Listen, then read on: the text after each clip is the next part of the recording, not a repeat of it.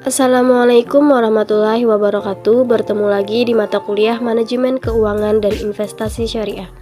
Pada kali ini, saya Ira Suara akan mempresentasikan tentang investasi pada lembaga keuangan bank dan non-bank syariah. Untuk lebih lanjutnya, mari kita simak video ini. Investasi pada lembaga keuangan bank dan non-bank syariah terbagi menjadi 4 pembahasan. Yang pertama yaitu investasi di perbankan syariah. Selain investasi di pasar modal konvensional maupun syariah melalui instrumen-instrumen seperti jual beli saham atau penyertaan modal obligasi dan atau sukuk, reksadana, investasi juga dapat dilaksanakan oleh bank maupun pihak bank. Bank syariah juga dapat digunakan untuk berinvestasi melalui investasi deposito atau investment accounts, di mana bank investasi didasarkan atas liabilitas dan aset, yaitu investment account dan special investment account. Sementara bank investasi berupa aset harus berbentuk kontrak mudharabah dan musyarakah serta jasa pendapatan. Investasi di perbankan syariah terbagi menjadi sub 3 bagian.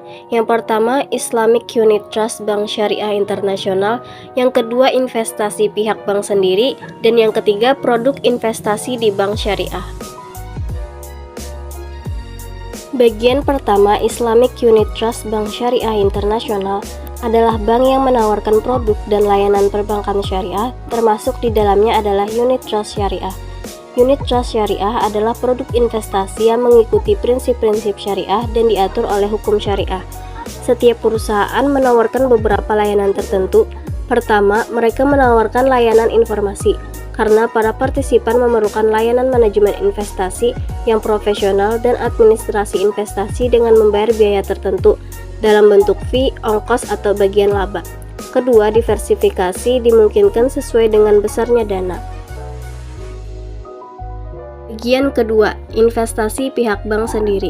Selain penempatan dana dalam bentuk surat-surat berharga, bank juga melakukan penanaman modal pada lembaga-lembaga keuangan lain, baik bank maupun non-bank. Penempatan dana seperti ini adalah dengan tujuan untuk memperoleh tambahan penghasilan. Cara ini terdapat menjadi 3. Yang pertama, deposito berjangka. Yang kedua, pinjaman yang diberikan antar bank. Yang ketiga, giro dan tabungan. Bagian 3. Produk investasi di bank syariah.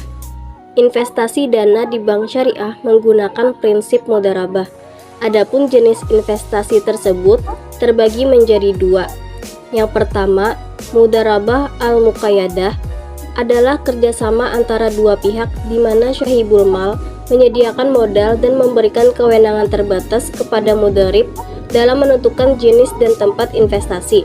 Yang kedua, mudharabah al-mutlaqah adalah kerjasama antara dua pihak di mana syahibul mal menyediakan modal dan memberikan kewenangan penuh kepada mudharib dalam menentukan jenis dan tempat investasi. Perbedaan keduanya adalah pada kewenangan terbatas dan kewenangan penuh dalam menentukan jenis investasi yang akan dilaksanakan. Pembahasan kedua yaitu produk dan jasa asuransi syariah berbasis investasi. Pada hakikatnya, konsep takaful didasarkan atas solidaritas, responsibilitas, dan persaudaraan antara para anggota yang bersepakat untuk sama-sama menanggung kerugian tertentu yang dibayarkan dari aset yang telah ditetapkan. Ada 3 jenis produk takaful yang ditawarkan. Yang pertama, takaful umum. Produk ini menawarkan perlindungan atau jaminan terhadap risiko yang bersifat umum untuk perusahaan atau individu. Contoh produk ini adalah asuransi kendaraan, asuransi kebakaran, kompensasi kerja, dan sebagainya. Produk yang kedua ada takaful keluarga.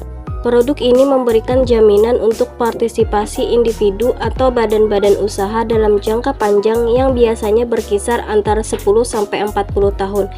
Di antara produknya adalah perencanaan medis, perencanaan haji dan umroh, perencanaan pendidikan, dan sebagainya.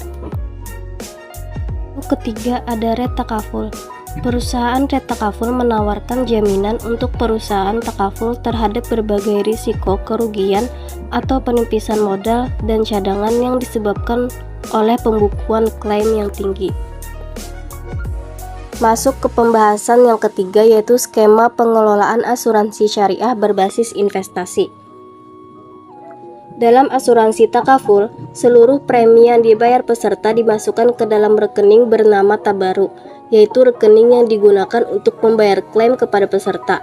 Besarnya nominal premi tergantung pada jenis takaful yang dipilih. Kemudian, uang angsuran premi tersebut akan dimasukkan ke dalam kumpulan dana peserta untuk diinvestasikan pada proyek-proyek yang sesuai dengan prinsip syariah. Keuntungan dari investasi tersebut akan dimasukkan kembali ke dalam kumpulan dana peserta.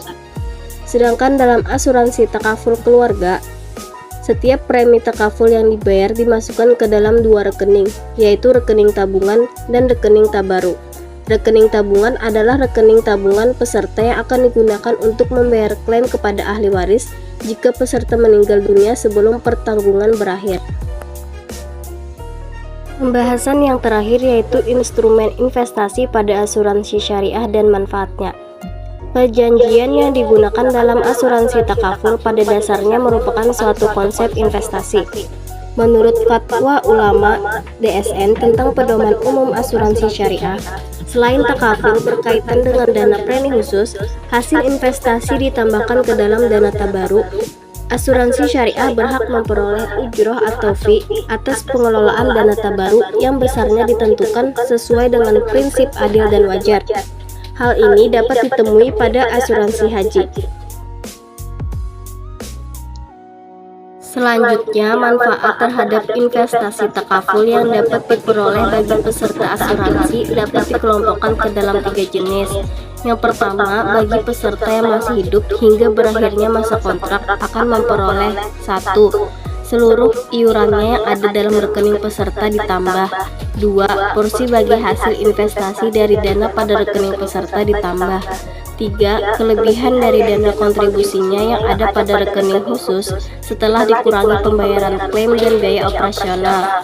Yang kedua, bagi peserta yang meninggal sebelumnya berakhirnya masa kontrak, ahli warisnya akan memperoleh 1. Seluruh iuran peserta tersebut yang ada dalam rekening peserta ditambah. 2. Porsi bagi hasil investasi dari dana pada rekening peserta ditambah. 3. Santunan berupa sisa kewajiban untuk menyetor kontribusi dihitung dari saat meninggalnya sampai berakhirnya masa kontrak. Yang ketiga, bagi peserta yang mengundurkan diri sebelum berakhirnya masa kontrak akan memperoleh 1. Seluruh iuran yang ada dalam rekening peserta ditambah. 2. Porsi bagi hasil investasi dari dana pada rekening peserta. Demikian presentasi dari saya. Terima kasih telah menyimak dan mohon maaf jika terdapat kekeliruan di dalamnya. Wassalamualaikum warahmatullahi wabarakatuh.